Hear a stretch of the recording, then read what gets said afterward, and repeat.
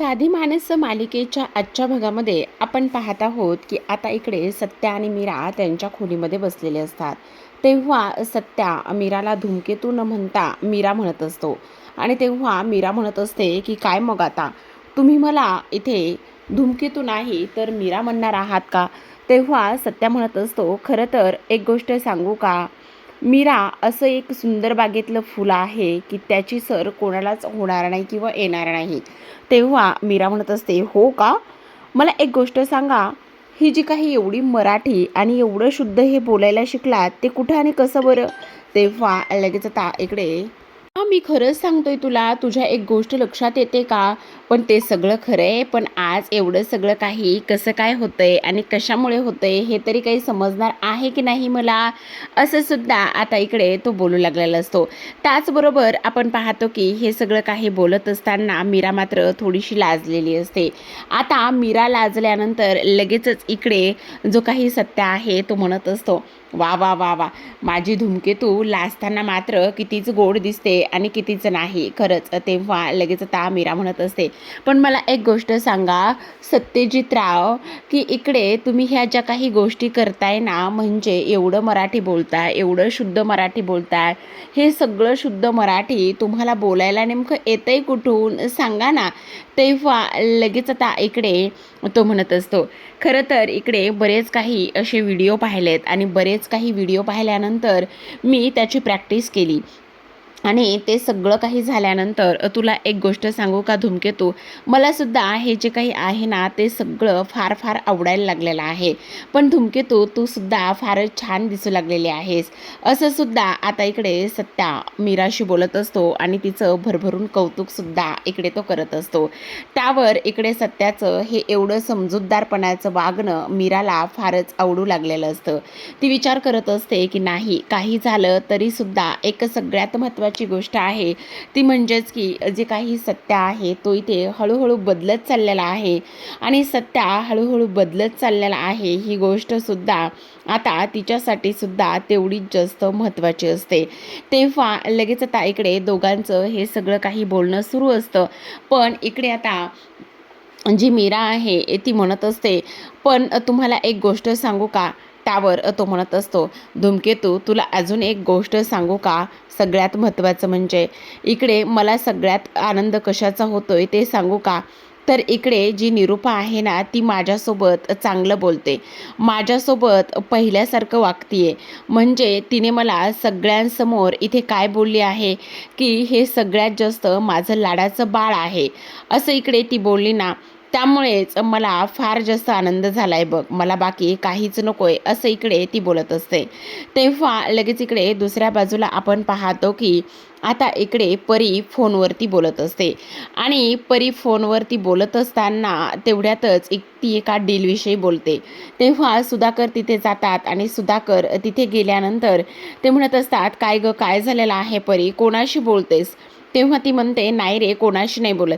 काय रे, मला एक गोष्ट सांग, तुला माझ्यासोबत काही बोलायचं आहे का? म्हणजे तू इथे सांगू शकतोस जर तुला काही बोलायचं असेल तर. तेव्हा सुधाकर म्हणत असतात, नाही नाही, मला काही नाही बोलायचं आहे तुझ्यासोबत. हे बघ, असं इथे मनात असलेल्या गोष्टी अशा इथे झाकून लपून ठेवू नये. माणसाने नेहमी कसं व्यवस्थित आणि प्रसन्नतेनेच बोलावं. त्यावर लगेच आता तो म्हणत असतो, खरं तर परी, मला तुला काहीतरी सांगायचं होतं. हा मग बोल ना, सांग ना. एवढी कसली वाट बघतोयस आणि कशाची वाट बघतोयस ते तरी सांग. अरे, माणसाने नेहमीच इकडे आनंदी आणि त्याचबरोबर नेहमी मनात ज्या गोष्टी आहेत ना त्या सगळ्या गोष्टी सांगाव्यात. पण तो कॉलेजमध्ये सुद्धा अगदी तसाच होतास.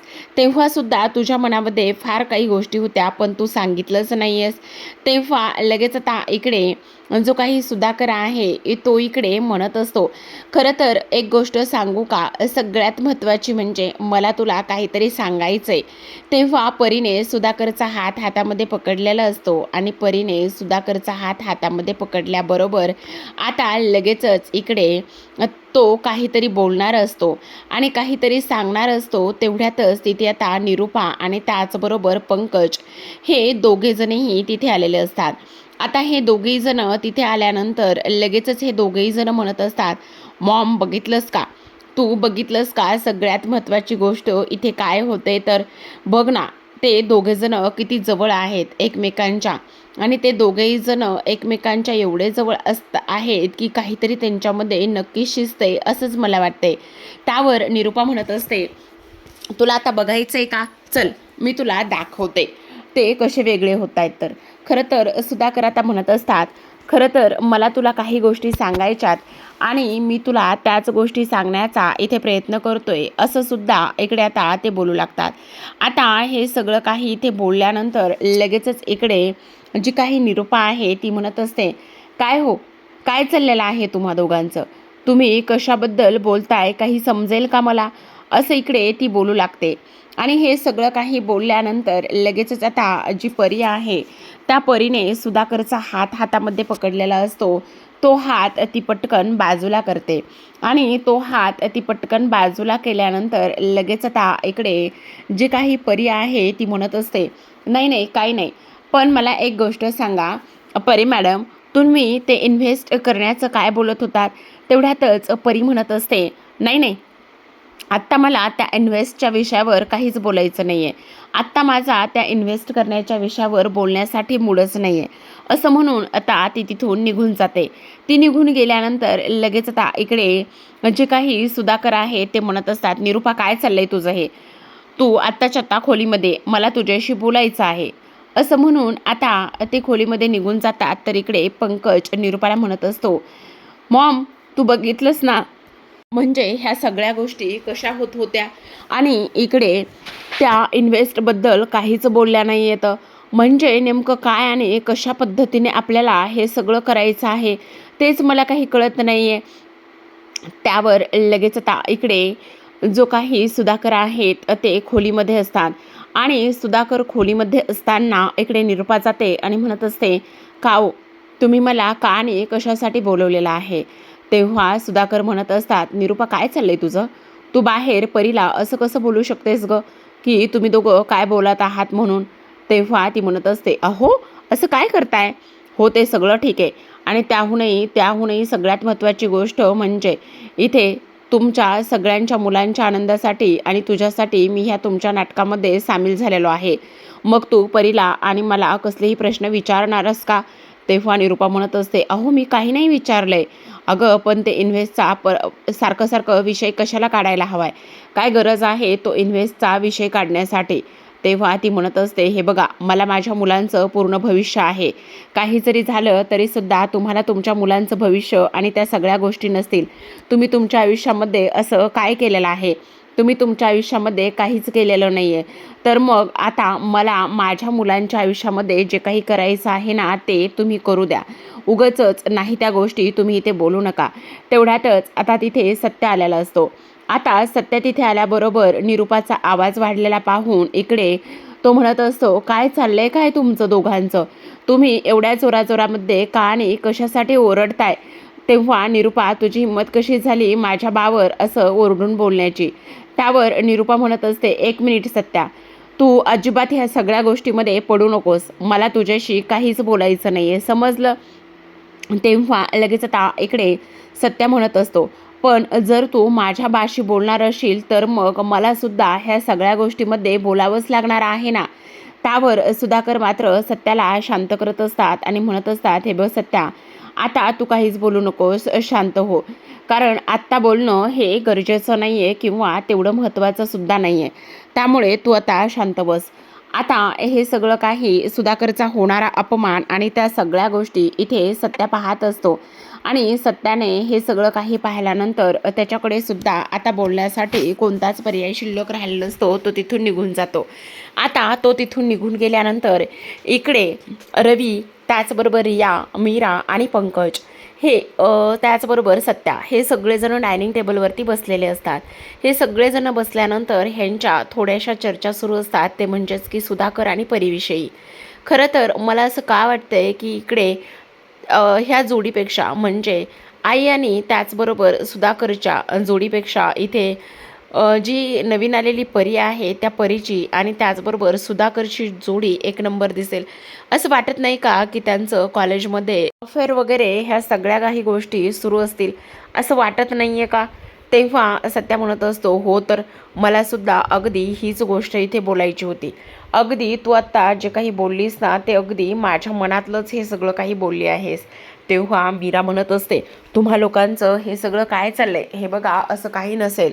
तेव्हा लगेच आता इकडे रिया म्हणत असते, ए गाईज, पण तुम्हाला एक गोष्ट सांगू का, मला सुद्धा असंच अगदी तुम्ही म्हणताय ना तसंच वाटतंय. कारण बघा ना, त्यांना नेहमी इथे काहीतरी बाबाविषयी बोलायचं असतं, सांगायचं असतं, आणि मलासुद्धा अगदी तसंच वाटतंय. ह्या सगळ्या गोष्टी आता इकडे ती बोलू लागते. आता हे सगळं काही बोलल्यानंतर लगेचच आता इकडे आपण पाहतो की जी काही रिया आहे ती म्हणत असते, मला तर असं वाटतंय की आपण ह्या सगळ्या गोष्टींचा विचार केला पाहिजे. तेवढ्यातच आता इकडे सध्या म्हणत असतो, पण मला एक गोष्ट सांगा, इकडे बेस्ट कपल म्हणून तुम्हाला कोण आवडतं, म्हणजे कोण छान दिसतं, तुम्ही कोणाचा वगैरे विचार कराल. तेव्हा लगेच आता इकडे ते म्हणत असतात सत्या, आणि त्याचबरोबर मीरा. आता मीराला फोन आलेला असतो आणि तो फोन असतो तिच्या आईचा. आणि तेव्हा मीरा म्हणत असते, हो आई मी येते. तेव्हा ती सत्याला सांगते, ऐका ना, मला ना इकडे अर्जंटमध्ये आईकडे जावं लागणार आहे, कारण आईला खूप मोठ्या फुलांची ऑर्डर आलेली आहे आणि त्यामुळे मला तिला मदतीसाठी तिकडे जावं लागेल असं इकडे ती सांगत असते. तेव्हा सत्या म्हणत असतो, बस एवढंच ना, मग जा ना, काहीच प्रॉब्लेम नाही आहे. पण तो धूमकेतू अशी जाणार आहेस का? तेव्हा ती म्हणत असते, अशी म्हणजे ह्या कपड्यामध्ये हे केस वगैरे मोकळे असे सोडलेले. तेव्हा ती म्हणत असते, हो चालेल, जाऊ का? तेव्हा तो म्हणत असतो, मला काही प्रॉब्लेम नाही आहे. पण तेव्हा रिया मात्र खेचत असते. ती म्हणत असते, अरे जेलस होतंय, कोणीतरी जेलस होतंय, म्हणजे चक्क इथे सत्या दादाला आता इकडे जलस फील करतोय तो. असं म्हटल्यानंतर लगेचच आता इकडे सत्या मीराच्या पाठीमागे जात असतो आणि मीराच्या पाठीमागे गेल्यानंतर रिया म्हणत असते, हो हो जा जा जा, छान असं टाटा बाय बाय करून ये. तेवढ्यातच आता दारातच सत्या मीराला पकडतो आणि म्हणत असतो, धूमकेतू संध्याकाळी लवकर परत यायचं आहे, समजलं, कारण तुझ्यासाठी फार मोठं सरप्राईज आहे. असं म्हटल्यानंतर मीरा म्हणत असते, हो तर मी लवकरात लवकर परत येते. असं म्हटल्यानंतर आता इकडे मीरा तिथून निघून गेलेली असते. आता हॉलमध्ये परी आणि त्याचबरोबर सुधाकर हे दोघेही जण बसलेले असतात. परी आणि सुधाकर हे दोघेही जण बसलेले असताना इकडे आता परी म्हणत असते, काय रे सुधा, मला एक गोष्ट सांग, हे तुझे जे काही गाल आहेत ना ते अगदी पहिल्यासारखेच आहेत, म्हणजे जसे तू कॉलेजमध्ये होतास ना सेम त्याच पद्धतीचे तुझे अजूनसुद्धा हे गाल आहेत. मला ना हे तुझे गाल जे आहेत ना ते गाल फार आवडतात बघ. असं इकडे ती मुद्दामच हे सगळं काही बोलत असते आणि हे सगळं काही बोलल्यानंतर लगेचच आता सुधाकर म्हणत असतात, हो का? आता इकडे सगळेजण जमा झालेले असतात आणि सगळेजण जमा झाल्यानंतर आता इकडे लगेचच आपण पाहतो की कशा पद्धतीने आजींची एंट्री झालेली असते. काही सत्य आहे तो म्हणत असतो, आल्या आल्या आल्या, आपल्या ज्या काही राजमाता आहेत त्या आलेल्या आहेत. आणि तेव्हा आजी आल्यानंतर सत्याने ऑलरेडीच सगळं काही आजींना सांगून ठेवलेलं असतं. सगळ्या गोष्टी सांगितल्यानंतर आजी परीला पाहतात आणि परीला पाहिल्यानंतर त्यांना तर फारच आनंद झालेला असतो, कारण जी परी आहे ती मात्र आजींच्या सुद्धा ओळखीचीच असते. आता त्या तिला पाहतात आणि म्हणत असतात, काय गे परी, तू कधी आलेली आहेस? तेव्हा ती म्हणत असते, खरं तर तुम्हाला पाहिलं आणि मला फारच आनंद झालेला आहे. आणि तेव्हा लगेच इकडे ज्या काही आजी आहेत त्या म्हणत असतात, बरं झालं बाई आलीस, इकडे सुद्धा जो आहे ना तो तुझं खूप जास्त कौतुक करतो आणि त्याचबरोबर तुझी फार आठवणसुद्धा तो इकडे काढत आहे. खरंच ह्या सगळ्या गोष्टी पाहिल्यानंतर आता आम्हालासुद्धा फारच जास्त आनंदसुद्धा झालेला आहे बघ. असं सुद्धा आता इकडे ते बोलू लागतात.